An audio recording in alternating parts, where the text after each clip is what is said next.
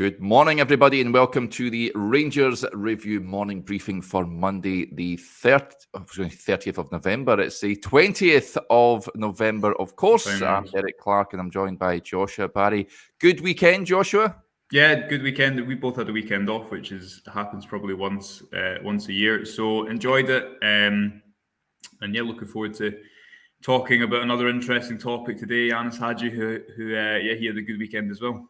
Yeah, certainly did. Fired Romania to the Euros in the summer, so well done, Ianis. We're going to discuss him shortly. Of course, just a quick word for our podcast sponsors before we continue. The MPH Group, great guys there. If you're wanting to get a new boiler, now is the time to do so. They've got a fantastic winter promotion on just now.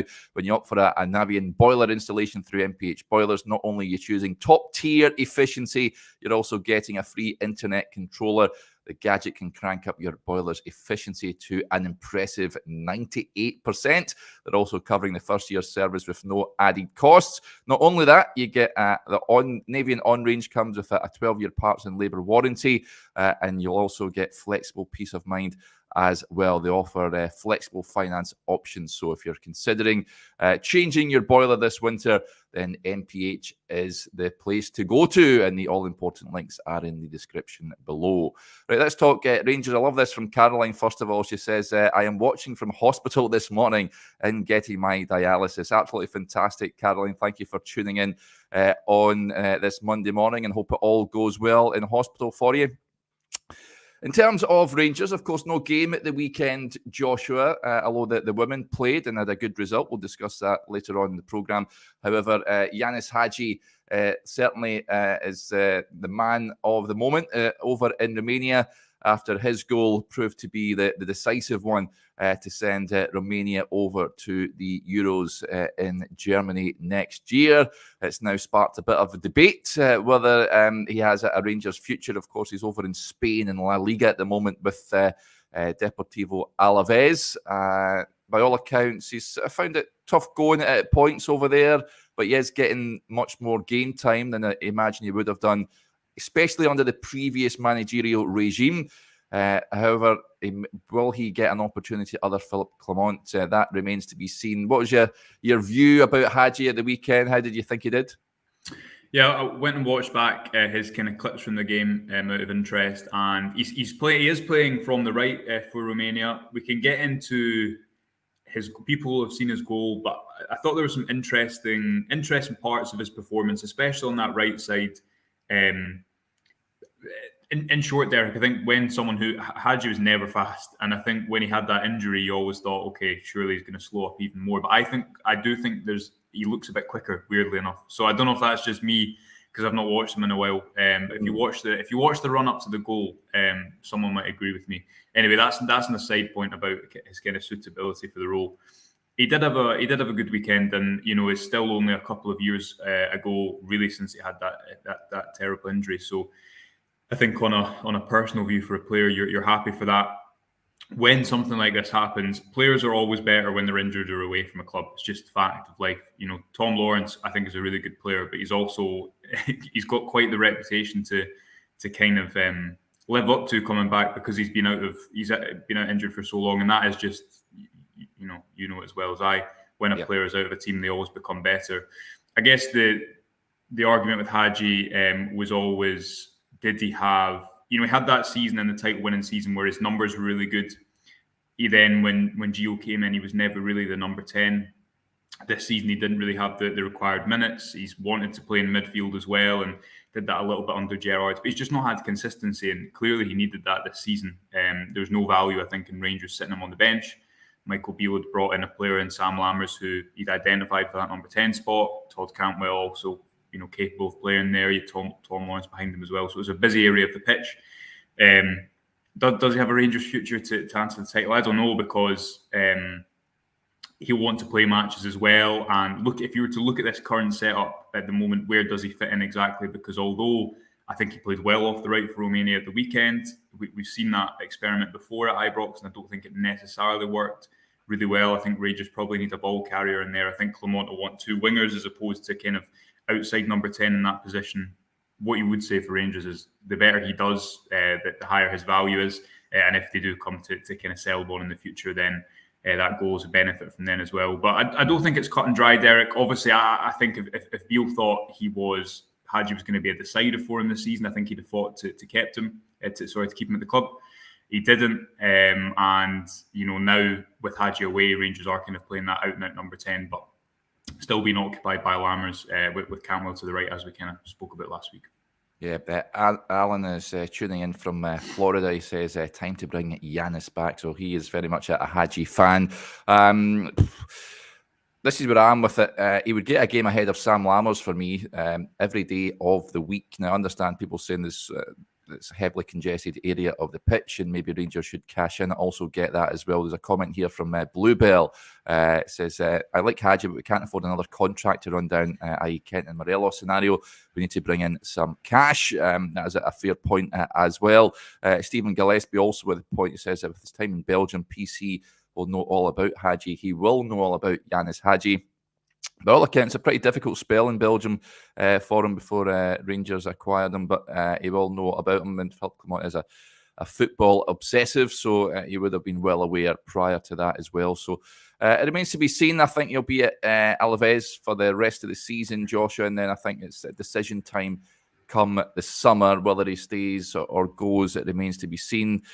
I think Rangers, as I mentioned there, he would get a game ahead of Sam Lammers for me, but at this moment in time, Philip Clement has only got the cards that he's been able to play with at this moment in time. So that's one. But certainly, Ianis Hagi is one to keep an eye on. We'll be keeping an eye on him over in Spain. I know he missed a penalty in recent weeks, but all the best players miss penalties, Joshua. Even Tav misses penalties from time to time. So I won't hold that against him too much. Yeah, I mean, I think on whether I thought Hagi looked faster, I don't know if that could possibly just be as I say, because I've not seen him play that much recently. But he's now 24, 25, so he does look like he's filled out a little bit more. If you think back to when he first came to Rangers and compare him to now, I think he's much more built up. He was a lot slighter when he first arrived at the club, and he was never quick. But he was, I think, he bordered on saying he was slow at points, especially over distance.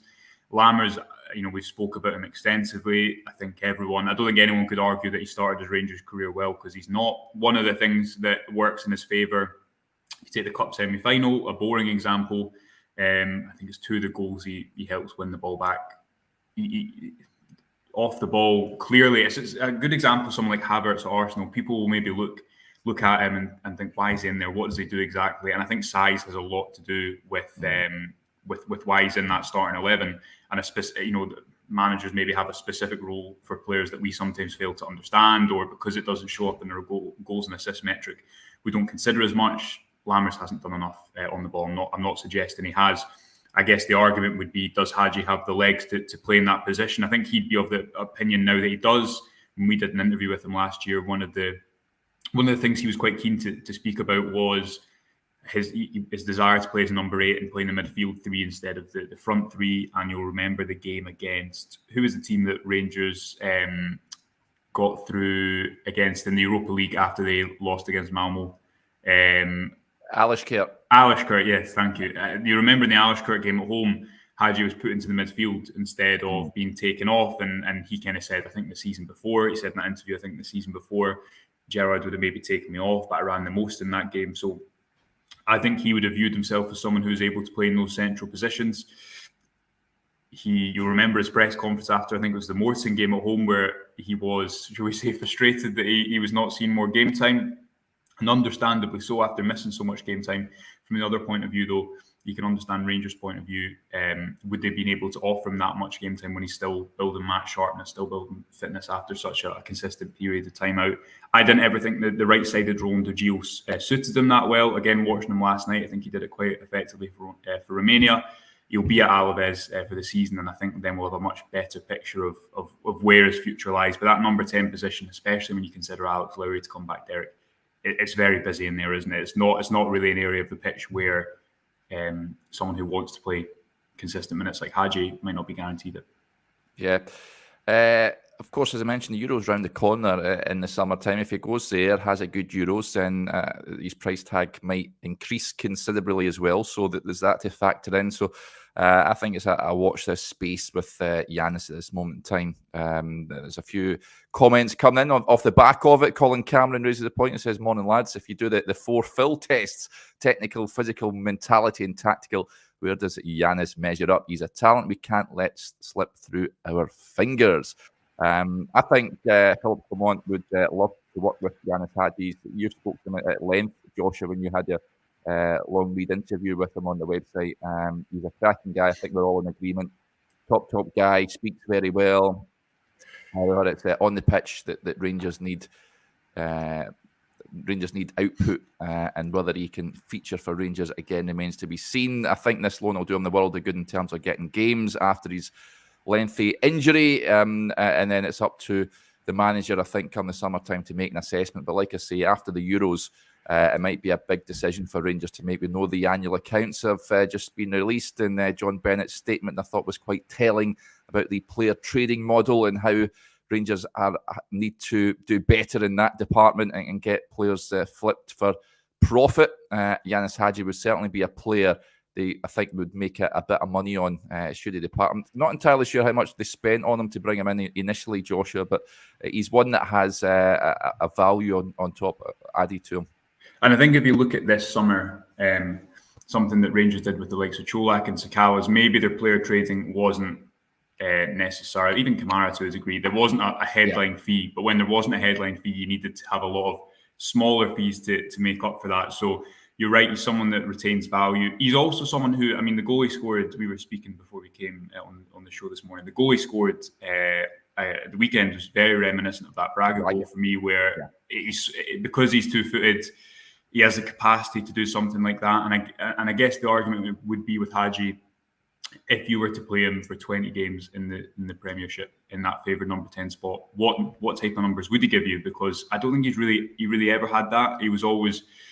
He played obviously under Gerrard as one of the two kind of false number 10s, off and off the right. Under Gio, he was kind of playing as a right winger, and we spoke about that in the interview as well. But you've got to also trust that if certain managers have not wanted him to play in that central position necessarily, there's some reason behind that as well. So I'm not kind of decided on either way. The better he plays, the better it is for Rangers. As I say, I think he looks like he's in a really good physical condition after what was such a difficult injury. He's someone who can provide moments, and arguably someone who, outside of that one season, has lacked kind of consistent game time. And yes, there's drawbacks to his game. That's why he's not playing in the Premier League, for example. But I think there's obviously real qualities and positives to what he brings to the side as well. So I agree with you. If he plays at the Euros and he looks in a good place in that Romania squad at the moment, that's all the better for Rangers, and we can work out what happens with that number 10 position next season, because there's, as mentioned, a lot of takers. Yeah, Ianis Hagi, folks, I'm sure there will be plenty of shows where we'll be talking about him from here until the summertime. But yeah, congratulations, Ianis and Romania for making it to the Euros next summer. Another player who featured over the weekend, I think, was it Friday, featured for Northern Ireland, Ross McCausland making his Northern Ireland senior debut, Joshua. It was a sobering night for Michael O'Neill's team. It's fair to say, losing 4-0 away to Finland. Glenn Kamara had a great game, but he was named as the Northern Ireland player of the match on his debut, which was absolutely fantastic. I loved his interview afterwards. This is just some of the words that he said. He says, "It's been a dream from a very young age to make my senior debut, and to do that is a proud moment for me and my family. I was supposed to join up with the 21s, and then David Curry, who's the Irish FA head of international administration, gave me a phone call after the Livingston game and said, 'Michael wants to bring you in.' I was so chuffed because I didn't think I could get to a higher point than what I had been for that whole week. Coming on in the Europa League and then getting my first start for Rangers, so I was buzzing. I found out I was starting after a couple of days, and the first day of training, basically, the manager had shaped the team out, and I'd seen I was in it. I was a bit shocked, but I was looking forward to the challenge." And he said he added this week does help in a situation like that in terms of nerves. It was pretty normal to have some nerves. It was one of the biggest moments of my career, being streamed live on TV and with all the fans there. It's a proud moment because I know so many people back home are watching and supporting. And he's got an opportunity to play tonight when Denmark come to Windsor Park. So a big chance for him. He says that I've never actually played at Windsor, so that is one of my aims. I would love to play on Monday and make my debut at Windsor. But we both hope you make your debut at Windsor. Ross, it's been quite a remarkable rise. We've spoke about him in depth in the last few weeks, Joshua. Incidentally, folks, Chris has got a great piece on Ross McCausland on the website. I urge you to go and check it out. He's been sensational, hasn't he? And then, I mean, he'll be on cloud nine representing his country recently as well. It's been quite a turnaround in fortunes for him. Yeah, firstly, Glenn Kamara playing well. I know he had a bad last season at Rangers, Derek, and has been doing well for Leeds. But what a player! I'm not saying it was right for him to stay at Ibrox. I think it was one of those situations where it was you had to move on. Yeah, quite apparent. If you remember when he first joined Rangers from as well, we were all waxing lyrical and saying he was such a great player. But I think it was right that he moved on at that point. But the Leeds fans, what a player on his day, though. Excited to say the least about him. Yeah. Anyway, Ross McCausland, what a week! I mean, that is you see, if you're a young player, that must be the dream week for him. Yeah. And I think you just got to say he deserves it. Chris has done an excellent piece, kind of looking back at this summer for Ross McCausland, where he was back home, kind of working with his.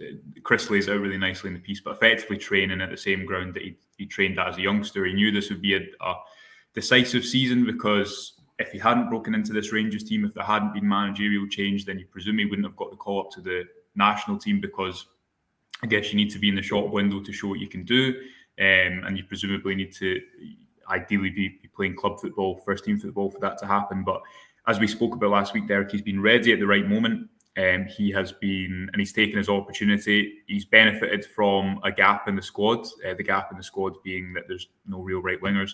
But also, he was one of, if not Rangers' probably best players at Livingston away. And even when he came on off the bench again, to reiterate what we said against Sparta Prague last week, picked out 3 really nice passes, moving in on his left-hand side. And that's what has stood out to me so far about him as a player.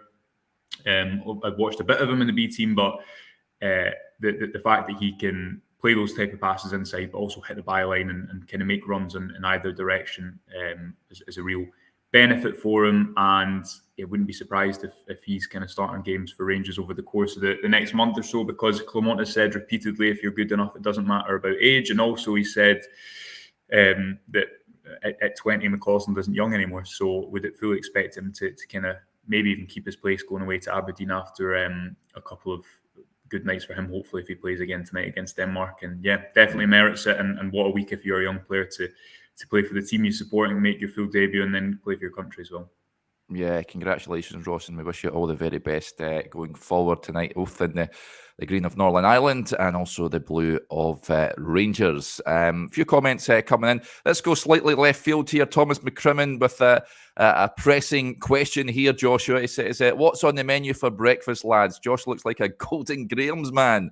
Derek looks like he's a runny egg and toast fiend. Do you like a runny egg on toast? I wouldn't say no to that. I've not had Golden Graham since I was about 6 years old. I've got great cereal though. Great cereal. Yeah, Premier League. I agree. Yeah, Cinnamon Grahams was my favourite. I've got to say that was top tier cereal stuff. I actually like it a wee smoothie in the morning. Just chuck in some milk, some oats, some chia seeds, frozen berries, a bit of protein in there as well, peanut butter. And I have that, and then I'll have an eggs on toast, actually. So pretty much spot on there, Thomas. What about you, Joshua? That was a detailed day in the life, Derek Clark. People can copy your breakfast. Yep. I tend to not eat until about 11, Derek, normally, because I'm not hungry in the morning, and then I have something similar to kind of a smoothie of some description. So bit boring. Don't have Golden Grahams, but do like them. So Thomas isn't far off with his prediction. Yeah, let us know what your preferred breakfast is, folks. Robert says Sugar Puffs, also top cereal back in the day. Again, I've not had it for about 25 years. Honey Nut Loops also, says Derek Gray, which was sensational also. But let's get back to all things Rangers before people start switching off. Good result at the weekend. I know that the senior team weren't playing, Joshua.